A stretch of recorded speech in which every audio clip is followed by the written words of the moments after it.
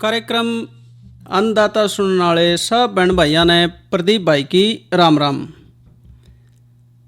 भाइयों, आज का जो अन्नदाता कार्यक्रम है उसमें हम चर्चा जो लेकर आए हैं वो है भाई, पहली चर्चा रहेगी वृक्षारोपण का पर्यावरण संतुलन में योगदान। दूसरी जो भाई हमारी चर्चा रहेगी खेती में टपका सिंचाई का महत्व, और भाई डेयरी और मत्स्य पालन क्षेत्र में जो आमदनी है उसके के मौके बन रहे हैं वो भी बात करेंगे, साथ में मनोरंजन भी होगा। लेकिन जो शुरुआत हमारी है वो करेंगे हम वृक्षारोपण का पर्यावरण संतुलन में योगदान। भाई सारा ने बेरा है, पेड़ ऑक्सीजन दे हैं, पेड़ जो है प्रकाश संश्लेषण करते हैं, उससे कार्बन डाइऑक्साइड लेवे और ऑक्सीजन छोड़े, हमारा जीव जंतुओं का सबका जीवन संभव बनाते हैं। दूसरी बात, हवा ने शुद्ध करे हैं, पेड़ पौधे जो है धूल हो, धुआं हो या भाई माड़ी गैसें हो उन्हें सोख लें और भाई हवा ने साफ कर दें, इससे प्रदूषण जो है वो कम हो जाए। जलवायु नियंत्रण का काम करें भाई, आप जब भी भाई देखेंगे कि जड़े कोई बाग लग रहा है या कुछ है, वहां पे छाया है कड़ी, तापमान नियंत्रित मिलेगा। हमने जो बरसात का चक्कर है उसको संतुलित करने में मदद करें हैं। मिट्टी संरक्षण करते हैं भाई, जहां भी कटाव हो रहा है अगर पेड़ है मिट्टी ने बांध के रखेगा, जमीन उपजाऊ बनी रहेगी। ये काम भी हमारे पेड़ करें हैं। जल संरक्षण भी करें हैं भाई, वर्षा का जो पानी है बारिश का, उस पानी को जमीन में सोखण में मदद करें हैं। इससे होएगा कि जो हमारी धरती का पानी है जो सीमित है, जो रोज तले ते तले जाता जा रहा है, बहुत सारे क्षेत्रों में है ही नहीं, खत्म हो गया, राज्यों में देशों में बड़े पानी खातर के चल रहा है। तो उस जल का संरक्षण भी वृक्षारोपण से हुआ है। जीव जंतु जो हैं भाई उनका ठिकाना रहने का वो भी हमारे वृक्ष हैं। पेड़ पे कई पक्षी और जानवर भी, उनका जो है घर होता है वो वहां रुके हैं, चाहे कोई घोंसला बना रहा है, जो कुछ बना रहा है, तो आमे हम रह जाएंगे। ये भी बात नहीं बनती भाई, जो पूरी हमारी जैव विविधता है, अलग अलग त्रियों के जीव जंतु हैं, वो सारे अगर रह रहे हैं तो इसमें पेड़ों का योगदान है। दूसरा भाई, जो मानस का जीवन है, लकड़ी पेड़ां दे मिले है भाई। देख लो कदे कुछ तंगी हो जाए, पेड़ मारे लकड़ी दे के भी रोटी पकवाने में मदद कर देंगे। फल पेड़ां पे लगा है भाई। औषधियां ये भी भाई वृक्ष में देते हैं, छाया दे हैं, यानी कि हजार कामों में वृक्षों का सहयोग है। तो ये जो संतुलन शब्द है ना, मतलब अगर ये ना हो तो भाई एक संतुलन अपने आप गड़बड़ा जाएगा। ना तो भाई कड़ी साफ हवा मिलेगी, ना कदे पानी, ना कदे जीवन, ये सारा काम हो जाएगा मुश्किल। तो एक आदमी एक पेड़ भी लगावे तो भी दुनिया भर के पेड़ लग जाए, यानी कि एक जीवन का भी वो जो है काम बढ़िया तरीके से कर सके हैं। पेड़े कहाँ लगावे भाई? कई आदमी ने कहा कि जंग, अरे जंग सारी डाल के पेड़े हैं। ऐसे पेड़े भी हैं भाई जिनकी जड़ें ज्यादा नहीं फैलती, जो तने भी जिनके ज्यादा नहीं फैलते। अशोका का पेड़ है, बिल्कुल पतली ही जगह, थोड़ी सी जगह में हो जाएगा। तो किसान भाई भी पेड़ लगा सकते हैं, क्योंकि वैसे तो उन्होंने कर दिए साफ। खेतों में कितने कितने पेड़ होया करते, फलों के भी थे और वैसे भी थे। ये फसल का जो लालच है उसमें भाई कदे वो ना रह जाए, थोड़ी सी भी कमी वो काट दिए।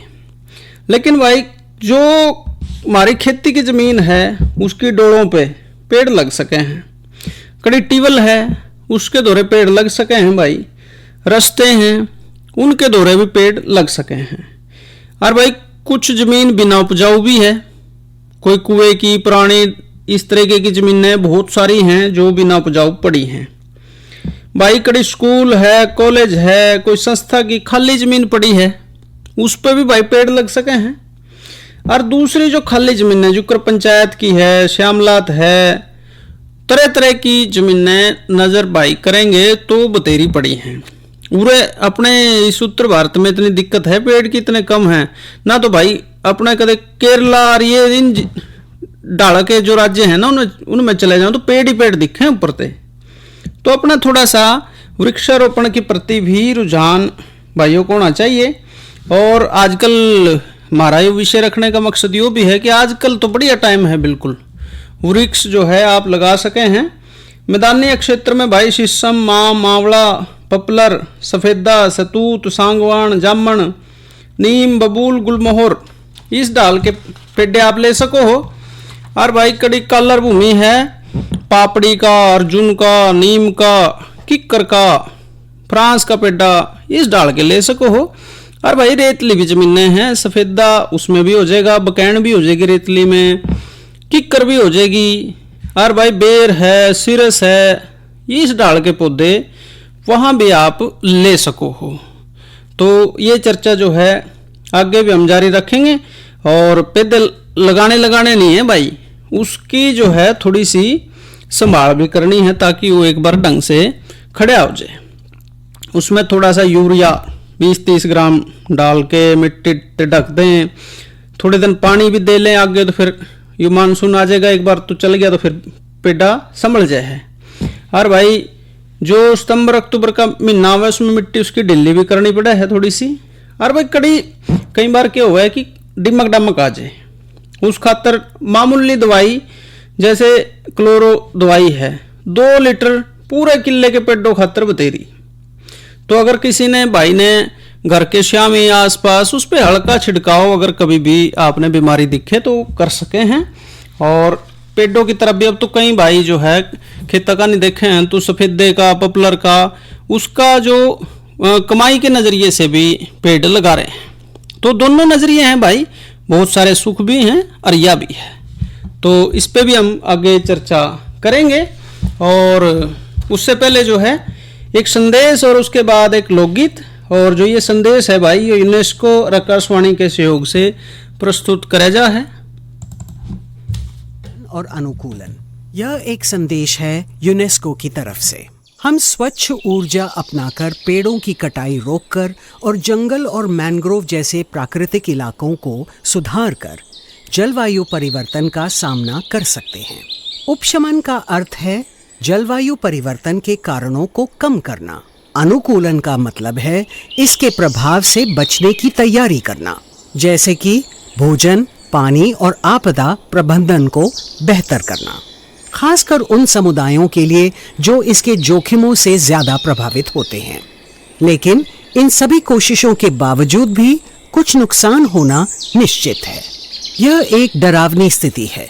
अगर वर्तमान गतिविधि जारी रही तो इस सदी में वैश्विक तापमान 3 डिग्री सेल्सियस से ज्यादा बढ़ सकती है।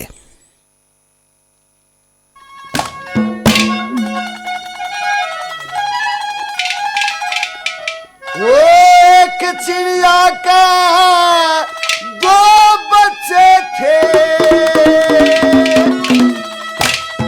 वह शोक दूसरी ने मार दिए।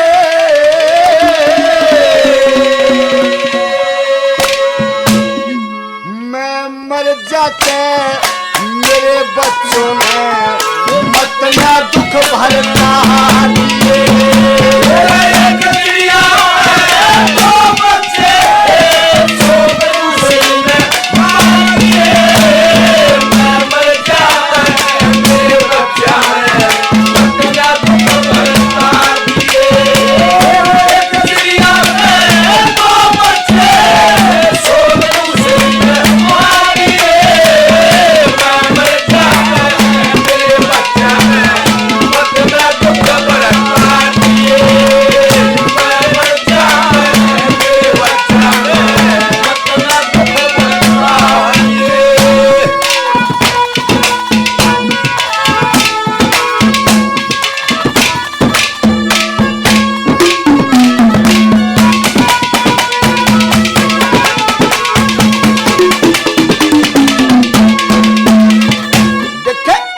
चिड़े एक चिड़े की चिड़िया मर गई, वो दूजी लाया ब्याह के। एक सोख के बच्चा नवा बैठ गई गम खा के। चिड़ा घर तेरा चला गया, फिर समझाओ रे बुझा के। उस पापड़ ने दोनों बच्चे वो तागे दिए खा के। उस पापड़ ने दोनों बच्चे वो तागे दिए खा के। फिर चोच मार के घायल कर दिए, चोच मार के घायल कर दिए। चिड़िया ने जुल्म गुजार दिए।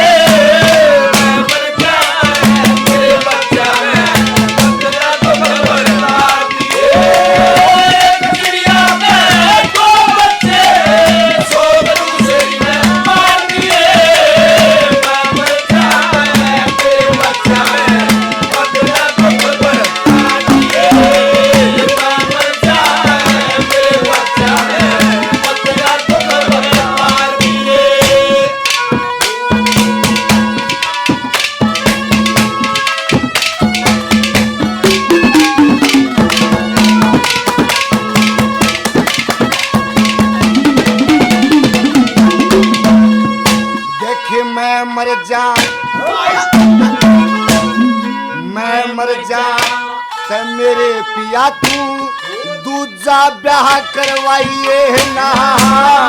चाहे इंद्र की हूर में ले पारे वो वीर दूसरी आइए ना। दो बेटे तेरे दिए राम ने, और तने कुछ चाहिए ना। रूप बसंत की जोड़ी ने तू ओ हरगिज भी धमकाइए ना। रूप बसंत की जोड़ी ने ओ हरगिज भी धमकाइए ना। उड़ा परा और नवा धवा, उड़ा परा और नवा धवा, करी उनका सिंगार किए।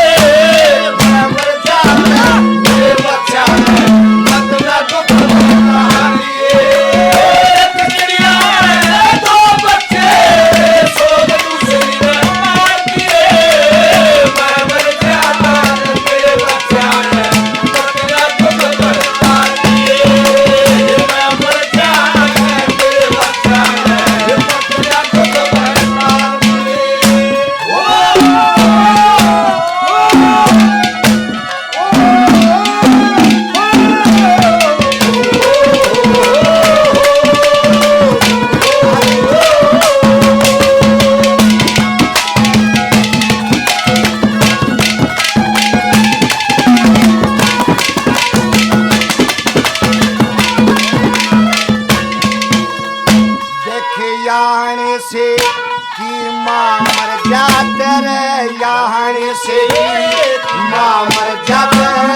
धक्के खाते फेरा करे। कोई खुरका दे वो कोई धमका दे, वो दुख विपता मगरा करे। नौकरोड़ी का लाल रेत में बिन जोरी के जरा करे। पाप की नैया वो अधम डूब जा, वो धर्म के बेड़ तेरा करे। पाप की नैया अधम डूब जा, वो धर्म के बेड़ तेरा करे। मरी हुई न बिताई याद करे, मरी हुई न याद करे। ला छाती के पुचकार दिए, मैं मर जाए मेरे बच्चा में बदला तो खबर लागिए। दुनिया है दो बच्चे सोच दूसरी ने मांगिए। मैं मर जाए मेरे बच्चा में बदला तो खबर लागिए। मैं मर जाए मेरे बच्चा में बदला तो खबर लागिए।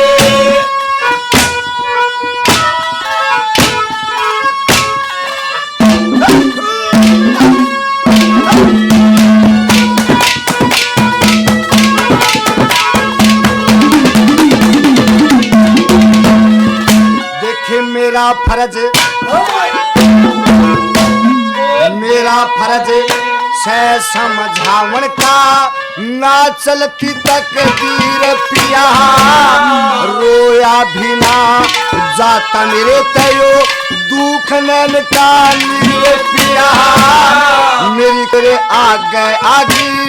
आगे तेरी तकदीर पिया लक्ष्मी चंद्र तू मान कहे दियो आलिया समय खीर पिया लक्ष्मी चंद्र तू मान कहे दियो आलिया समय खीर पिया मंगलम का मंगलम रानी ने पैर पसार दिए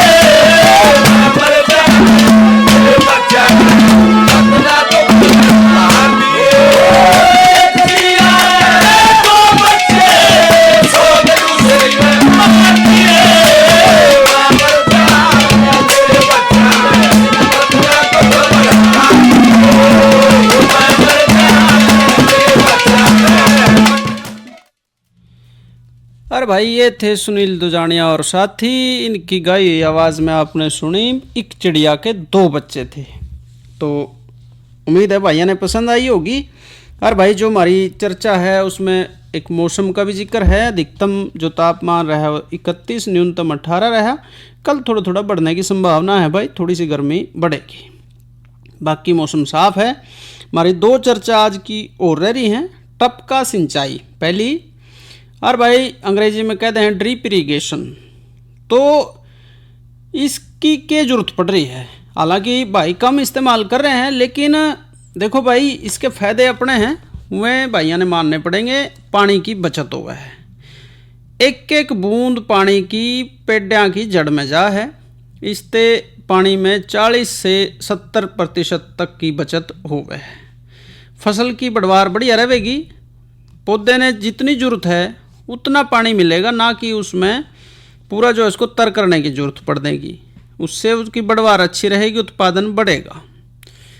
खाद का सही डालते उपयोग, इसमें खाद भी पानी के साथ जड़ों तक दिया जा सके है, और इससे खाद की बर्बादी भी कम हो है। खरपतवार कम हुए हैं भाई, क्योंकि पानी हम पौधों के दौरे देवे हैं। तो जो आसपास की घास है उसने पानी देने की ज़रूरत नहीं है, खरपतवार कम होंगे। मिट्टी का जो कटाव है वो नहीं होता, क्योंकि पानी आप धीरे धीरे दे रहे हैं। और एक मिट्टी में खाल पूरी चला दी या नाका पूरा खोल दिया तो उसमें फिर मिट्टी बहेगी। टाइम की बचत है भाई, मेहनत की भी बचत है। एक बार शुरू करने में ज़रूर इसकी थोड़ी सी मेहनत लगे है, लेकिन ऑटोमेटिक भी ये हो सके है। इससे किसान भाई का हमारे टाइम और मेहनत दोनों की तंगी चल रही है ना आजकल। टाइम भी थोड़ा है और भाई जो मेहनत है वो भी कम करके राजी हैं बहुत सारे भाई हमारे। तो दोनों की जो बचत है इसमें होगी। और भाई हर डाल की ज़मीन में उपयोगी है, रेतली हो पथरीली हो, आसमान कोई ज़मीन है ऊंची नीची, उसमें सारी में कामयाब है ये। तो टपका सिंचाई आधुनिक है, प्रभावी तकनीक है और कम पानी में ज़्यादा उत्पादन देने वाली है। ये भाई इसका वो कर सकते हैं। और भाई समय समय पे जो है सरकारें इसको बढ़ावा देने खातर सब्सिडी भी आपको देती हैं, तो वो भी भाई पता करके और उसका लाभ भी ले सकते हैं इसमें।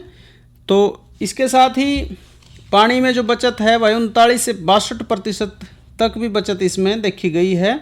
और फसलों का भी अगर बात करें तो भाई बागवानी फसलों खातर तो बहुत ही बढ़िया है। देश में आम होया, केला होया, नींबू वर्गीय जो फल हैं, चीकू है, अमरूद है, नारियल है, पपीता, अनार, इस डाल के जो है ना अंगूर, टमाटर, मिर्च, बैंगन, इन सारी फसलों पे इससे उत्पादन भी टपका सिंचाई से बढ़ाया जा सके है। तो इन फसलों खातर खास तौर पे वो है। और जी भाई लगाने की सोचेंगे तो भाई तरीके भी आ जाएंगे, कौन सी नली बड़ी, कौन सी छोटी, कहाँ से कैसे इसमें आगे बढ़ना है। और जो खाद का प्रयोग वो हमने बता दिया कि वो भी भाई इसमें बचत है। तो ये बात टपका सिंचाई की रही। तो उम्मीद है कि भाई नई चीज़ों को अपनावेंगे। और अगले जो हमारी चर्चा है भाई वो है डेयरी और मत्स्य पालन क्षेत्र में जो आमदनी है उसका क्या नई बात उसमें बन रही है और उसकी चर्चा करेंगे। साथ ही एक जानकारी और है भाई कि किसान कॉल सेंटर का हमारा नंबर है 1551। किसान कॉल सेंटर भाई नाम तो मेरा है, किसाना खातर है। आप मिलाओ फोन 1551 पे, और जो खेती बाड़ी से संबंधित या जो सहायक जो भी धंधे भाई कर रहे हैं, कोई डेयरी पाल कर रहा है, कोई भेड़ पाल रहा है, कोई कुछ भी कर रहा है, खेती से जुड़े हुए जो भी धंधे हैं उनसे संबंधित किसी भी ढाल की जानकारी आपको लेनी है तो इस पे आप मिला के फोन और भाई बात कर सको हो। ठीक है, कोई मौसम से संबंधित कुछ पूछना है, ये सारी बातें आप किसान कॉल सेंटर पे कर सकते हैं। साथ ही कल का जो हमारा कृषि कार्यक्रम रहेगा उसमें हरे चारे खातर ज्वार की बिजाई और जो तरल जैविक खाद है उसकी बनाने की विधि और उसका उपयोग, ये दोनों चीज़ों की बात हम कल के हमारे कार्यक्रम में लेके आएंगे। अब जो हमारी बात है वो है डेयरी की, और डेयरी के साथ भाई मछली की, फिशरीज भी कहते हैं अंग्रेजी में, वो भी बात हम करेंगे। और क्योंकि भाई खेती तो ज़मीन इतने की इतनी है, घटने पे है, नीरी कॉलोनियाँ बनने लग रही हैं, नीरी रिहायश में, फैक्ट्रियाँ में और चीज़ों में ज़मीन हमारी जा है, कुछ बंजर भी हो जाए है, कुछ नई भी चालू हो जाए है, वो बात ठीक है। लेकिन अगर हमने अपनी आमदनी किसान भाइयों की अतिरिक्त लेनी है तो डेयरी और मछली पालन दोनों डाल के व्यवसाय बढ़िया हैं, कमाई देने वाले हैं। डेयरी में हमारी बात करें तो भाई दूध पहले नंबर का, दूध उत्पादन है, गाय भैंस जो भी भाई पाल रहा है, भेड़ पाल रहा है, नियमित आय है भाई, क्योंकि कदे भी दूध की जो हमारे उरे मांग है वो कम नहीं पड़ती, मिलावटी दूध देना पड़ रहा है। दूध जो है शुद्ध दूध वो भाइयों ने मिल ही नहीं पाता, जो लोग खुद नहीं अपने वो पाल रहे हैं पशु, और इसमें नियमित आय है। शहरों में और डेयरियों में तो हमेशा ही मांग है। आप शहर के नेड़े नेड़े देखोगे तो दुनिया भर की डेयरी खुल रही हैं, लोग तड़के जाएं डोलू लेके है वो दूध लेन, उस पर पूरा टाइम काट के जाना पड़ा है। तो उसमें अवसर है, आमदनी है, मेहनत है लेकिन आमदनी है भाई। ऐसे ही दूध उत्पाद जो हैं दूसरे प्रोडक्ट जिन्हें कहते हैं वो बनाने, जो कर दूध ते दही बन जाए है, पनीर बन जाए है, घी मक्खन, ये भी बना के भाई व्यवसाय के तौर पे इस्तेमाल कर सके हैं। इनकी भी अच्छी खासी मांग लगातार बनी रहती है। और पशु प्रजनन ये भी डेयरी से जुड़ा ही एक काम है। पशु प्रजनन में यह है कि भाई अच्छी नस्ल का अगर पशु है, ये कल परसों खबर आ रही थी कि एक बढ़िया नस्ल की गाय थी, उसकी बछिया आगे उसके पेट में ही बिक गई, मतलब आगे खरीदने वाला बछिया के होने से पहले ही और वो उसकी रेट कर गया। तो भाई ये प्रजनन की जो बात है ना, अच्छी नस्ल के जो पशु है उनके बछड़े हो बछड़ी हो उन्हें बेच के भी भाई ठीक ठाक अगर निमट जाए हमारे पशु तो आमदनी बढ़िया ले सके हैं। गोबर और बायोगैस ये भी डेयरी का उत्पाद है एक तरह का भाई। गोबर ते खाद बने हैं और बायोगैस दोनों बने हैं, ये बना के उपयोग में ले सकते हो और भाई या फिर बेच भी सको हो।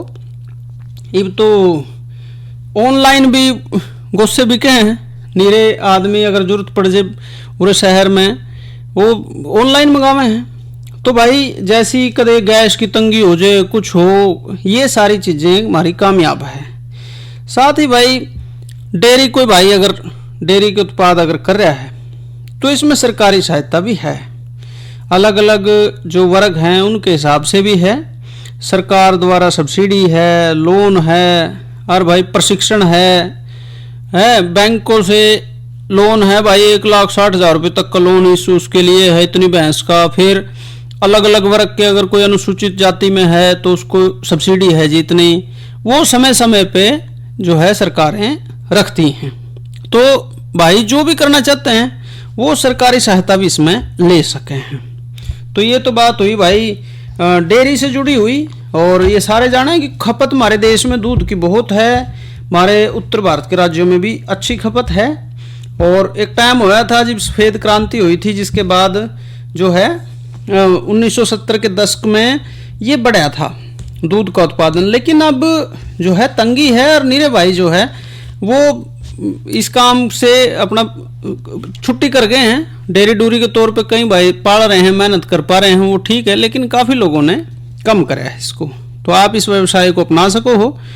ऐसे भाई मछली पालन मरगानी कम है लेकिन खूब है फिर भी, क्योंकि जो गांव के जोहड़ हैं, तालाब हैं, टैंक हैं या कोई झील है, उसमें मछली पाल सके हैं और बाजार में बेच सके हैं, खपत है। तो ये जो है तेज बढ़ता हुआ और कम समय का रोजगार है। मछलियां कम समय में तैयार हो जाए हैं और ज़्यादा आमदनी मछलियों से भाई जो है वो ले सके हैं। साथ ही मिश्रित मछली पालन भी भाई कर सके हैं। एक ही तालाब में न्यारे न्यारे डाल की प्रजाति जुकर भाई मछली, रोहू है, कतला है, मृगल है, इन सारिया ने पाल के उत्पादन को बढ़ा सके हैं। तो मिश्रित मछली पालन हो गया। और भाई प्रोसेसिंग और निर्यात, यानी कि उसका शोधन वहाँ पे जो है, प्रोसेस मतलब कोई फ्रीज में रख दिया मछली को या पैक कर दिया, ठीक है, पैकिंग कर दी उसकी, तो उसके बेचने भी ज़्यादा लाभ मिले है। और जरूरी नहीं है वो अड़े बेचे हैं, कड़ी भी बेच सकें, दुनिया छोटी सी हो रही है अब, तो निर्यात के भी उसमें अवसर हैं, हमारे देश के लिए भी अच्छा है वो। और भाई कम भूमि में अधिक उत्पादन, मान ले कोई क्षेत्र ऐसा है भाई जेड़े पानी खड़े ही खड़ा है, या फिर छोटा क्षेत्र है, ठीक है, कोई पानी का टैंक है, पानी की जहाँ से आ ही रही है सप्लाई, तो भाई वहाँ भी भाई मछली पालन कर सकें। वो छोटे एरिया में कर लो, हो जाएगा शुरुआत में। बल्कि में बढ़िया बात यह है कि तजर्बे खातर और भाई शुरुआत में सीखने खातर जो है वो भाई छोटे जो क्षेत्र है उससे चालू इसने कर सके हैं। तो ये कम भूमि में ज़्यादा उत्पादन लेने वाली भी इसमें सुविधा है। तो मोटा मोटी बात यह है भाई दोनों बातों से कि डेयरी और मछली कम निवेश की चीज़ें हैं। आप अगर खेती करना चाह रहे हो, कहीं 1-2 किला लेने खातर भी या ठेके पे लेने खातर भी दुनिया भर का पैसा लगे है, लेकिन अगर आप, हालांकि भैंसें भी महंगी हैं, लेकिन फिर भी उस लेवल का पैसा नहीं लगाना जो भाई मेहनत करना चाह रहे हैं, 2 डांगर 3 डांगर 4 डांगर कुछ भी वो रख रहा है, तो वो जो है डेयरी से या फिर मछली से कम निवेश में ज़्यादा अनियमित आय वो कर सके है। या जो भाई छोटी जो ताड़ी खेती है, कुछ टाइम जो है बचे है उस पर कुछ करना चाह रहे हैं, इसके अलावा अतिरिक्त आमदनी खातर खर्चे बढ़ रहे हैं, वह सब जाने हैं, तो वो भी भाई इसने अपना सके हैं। और अगर किसान इन्हें अपनावे हैं तो उनकी आय में बढ़ोतरी होगी, आर्थिक रूप से वो भाई मजबूत बनेंगे।